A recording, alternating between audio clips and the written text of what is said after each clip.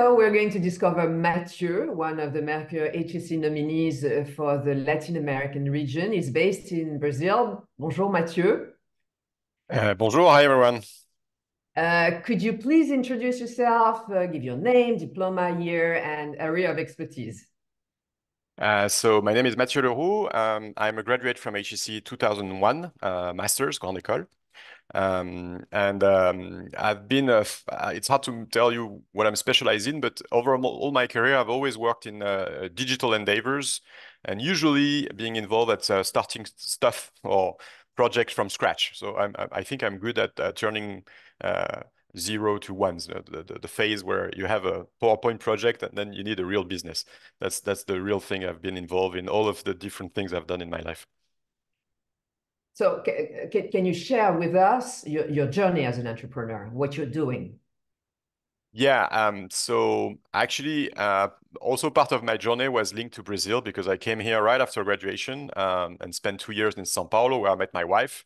So even though I came back to Paris, we spent 7 years. I worked at the VC at the time in Paris. When we came back here in 2012, that's the moment after having been a VC where I really wanted to go back to operations and learn not just to interact with entrepreneurs, but how to do as an entrepreneur the very fascinating stuff that you need to do between managing people and selling to customers. So my first, I wouldn't say it's a real entrepreneurial project, but when I came back to Brazil, I had the chance to be the first employee to launch the operations in Latin America for Deezer. So it's not quite an entrepreneur because I had a salary, so I'm really honest here. But I was the first on site, and I had to create everything from scratch, adapt everything that needs to be adapted, from payment to tax, which is also always tricky in Brazil. From meeting all the music business and convincing them that we have a good model. And I think we had quite a good success at the time because we managed to launch very quickly, so approximately 2 years before Spotify. And to this day, Brazil and Latam is the second region after France. So I'm quite happy. And we had also lots of B2B and telco deals that we managed to pull out. So a very fantastic experience for me. And that brought me from 2012 to 2016. And 2016, my time at Deezer ended, and I had a personal frustration that come from my background in business and not in technical field, which was that I saw the importance of product and digital experience. And to me, it all looked like magics. I was like, I couldn't understand how it was done. So I wanted to learn how to code. And I was 39 at the time. So, of course, going back to university wasn't an option. And I've tried many different things online with no clear success, abandoning after a few videos.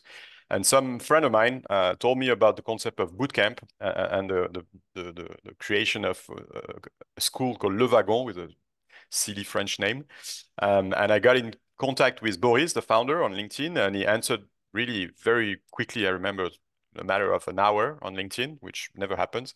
And we had a call on the next day, and within 10 minutes, I was convinced I was going to be a student.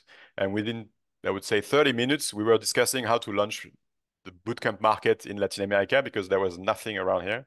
And so that's where I became more of an entrepreneur because actually I created with some co-founders the franchisee of Latin America for Le Wagon. So we started again from scratch with one batch of 10 people in July 2016.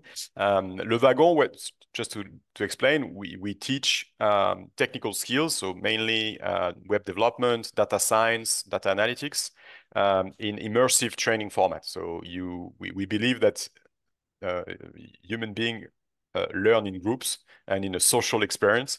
And so we create those experiences with the beginning and the end, with interaction, with teacher, with the ability to ask questions and get answers. And when you do that properly, you can really teach people how to code in 9 weeks, if they do this all day long, of course, 400 hours. So it started in Latin America in 2016, and now in 2024, we've trained approximately in Latin America, I would say almost 3,000 people. And in overall, Le Wagon in the world, it's a school that has a presence in more than 40 cities. We also teach online, of course. and we've trained close to 30,000 people. So it's a huge, huge community, and it's fascinating to be able to give And creative people the skill they need to create new stuff. and what is for you, what do you think is the most important quality to be an entrepreneur? I would say tenacity, the ability to resist adversity and to keep doing what you're doing, even during the bad and the good days. So,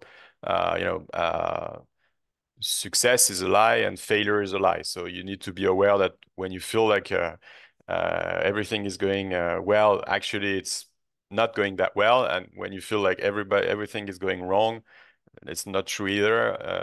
And not everything is going wrong. So you need just to be able to keep at it and just not, abandon what you're doing. And that's at the end, I think, the most difficult thing and what makes the difference between real entrepreneurs and wannabe entrepreneurs.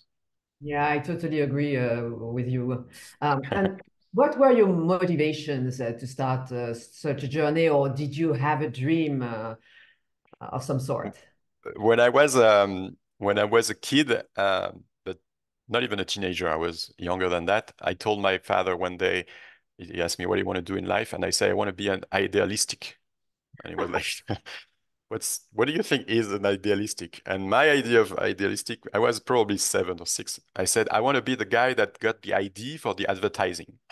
That was my interpretation of what an idealistic was. So for a long time, my dream job was to be a madman, like someone working in an ad agency and getting up with the great idea of TV. In my idea, it was TV ads that I wanted to do. But then, of course, life happens, and even though I've always been a fan of the ad culture, I've never missed a culture pub a show on TV in France.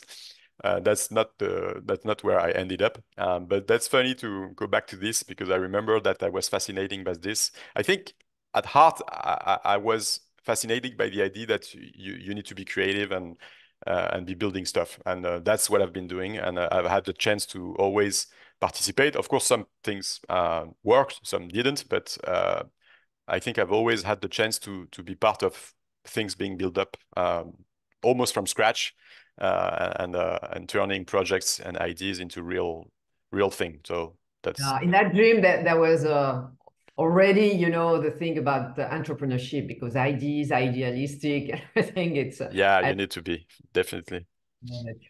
Well, And Mathieu, believing your idea is worth building. That's great. clearly what you need to have as an entrepreneur. Do you have any flaws you can talk about? Yeah, I do have many flows. Uh,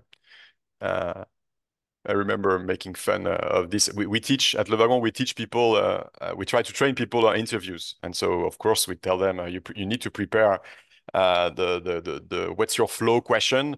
And please never answer that you are too perfectionist or you are too demanding because this is the worst flow. It really, it's a joke. So I'm not going to say I'm too perfectionist. I'll let my daughters and wife tell you in another interview what are my flaws, but there are many.